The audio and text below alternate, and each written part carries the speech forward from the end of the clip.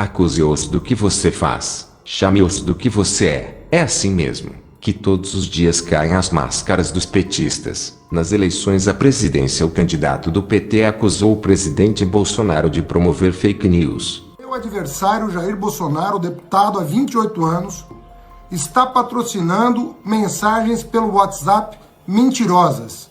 Graças ao depoimento de Hans River, descobrimos que foi exatamente o contrário. TSE multa a campanha de Haddad por impulsionar notícias contra Bolsonaro na internet. Ministro Fachin negou. Punir Google por impulsionamento irregular. Ele entendeu que PT pagou para destacar conteúdo negativo. Assessoria do petista manifestou incredulidade com decisão. Então o candidato do PT, não se dando por satisfeito, acusa Bolsonaro novamente. Vou buscar reparação dos ataques que ele me fez via internet, porque ele patrocinou com dinheiro sujo uma campanha de difamação.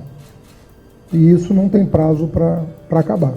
Eu vou buscar reparação até as últimas consequências. O petista Haddad acusa Bolsonaro de criar organização criminosa para enviar notícias falsas por WhatsApp. Acusou no segundo turno da disputa pelo Palácio do Planalto Jair Bolsonaro de criar uma organização criminosa com empresários para enviar notícias falsas contra a campanha petista pelo aplicativo WhatsApp. É claro que tudo isso que o candidato do PT falou foi uma tremenda mentira. O Brasil inteiro já sabe a verdade. Foi cruel, terrível e covarde o que a imprensa mercenária fez, tentando vincular Bolsonaro e sua família à morte do ex-capitão da PM Adriano da Nóbrega. Esse capitão da PM era um dos criminosos mais procurados do Brasil. Ele era líder da milícia de matadores do Rio de Janeiro, um homem sem escrúpulos e cruel que estava foragido há mais de um ano. Se tivesse sido capturado vivo, seria grande derrota ao crime organizado, assim como vários casos de assassinato. No tempo em que ele era chefe miliciano, provavelmente ele sabia quem foram os assassinos da Marielle Franco e o seu motorista, Anderson Gomes. Para as autoridades competentes e honestas, ele valia muito mais vivo do que morto, depois de ser muito torturado. O miliciano Adriano levou consigo para um lugar onde Deus não habita informações privilegiadas que poderiam desvendar muitos crimes do meio político. Então, como queima de arquivo, o miliciano foi eliminado pela Polícia Militar da Bahia, na cidade de Esplanada, estado onde o governador é o Rui Costa do PT. Aquela casa onde o miliciano Adriano estava foragido pertencia ao vereador Gilcinho, do PSL. Miliciano Adriano Nóbrega estava escondido em sítio de vereador do PSL na Bahia. Gilcinho da Dedé, de Esplanada, afirma que foi surpreendido com notícia de que a morte aconteceu em sua propriedade. Considerado um dos chefes de grupo que atuava em Rio das Pedras, no Rio, Adriano estava foragido e foi morto em confronto com policiais. Gilcinho do PSL também apoiava o governador da Bahia, petista. O chefe da milícia Adriano estava sendo investigado pela Polícia Civil do Rio de Janeiro e pelo GAECO, Grupo de Atuação Especial no Combate ao Crime Organizado do Ministério Público Carioca. Adriano, miliciano, já teria avisado para o seu advogado que suas filhas foram ameaçadas pela polícia.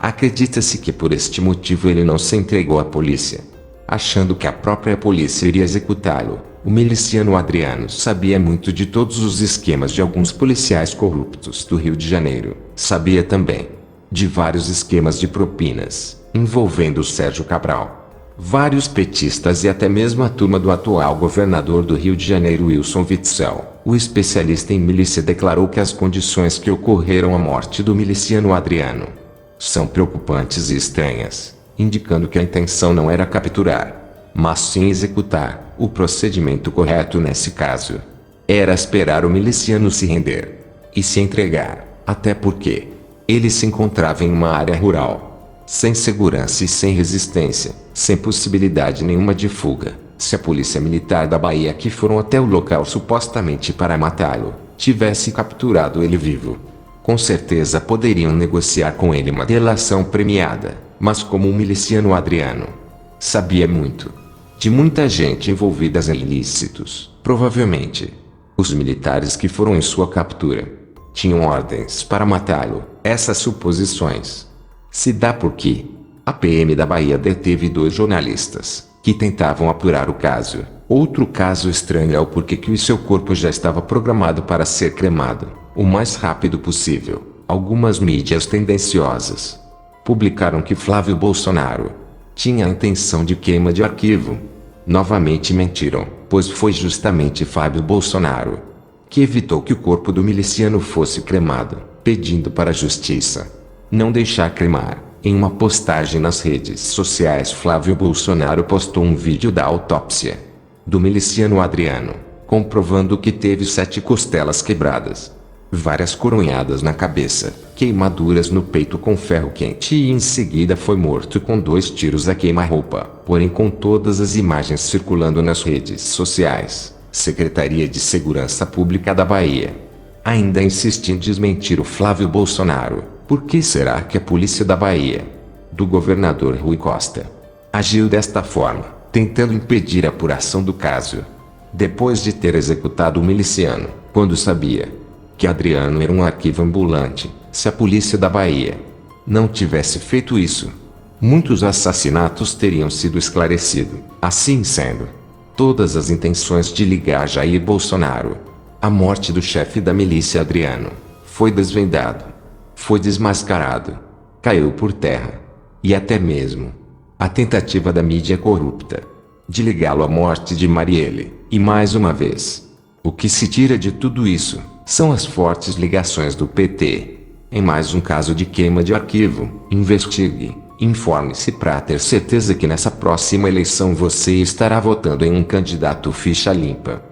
Não deixe que a maioria dos políticos que ainda estão sendo investigados e protegidos pelo foro privilegiado venham derrubar a Operação Lava Jato. É o único jeito de colocar gente honesta no poder. Fazendo desta forma, além de você começar a pagar um imposto justo, terá do governo serviços de no mínimo 100% de precisão.